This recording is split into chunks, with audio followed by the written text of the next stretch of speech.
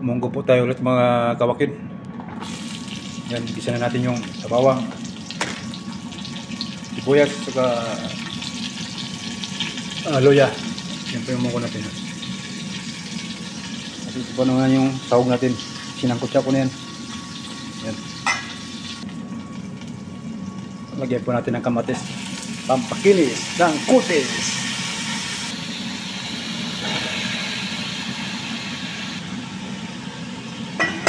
Yan po mga kawakin, mas marami pa ata yung sahog kaysa munggo. Gusto natin. Sinabawang munggo.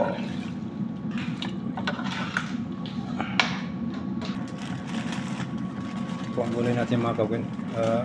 Spinach. Luto na po yung mga kawakin.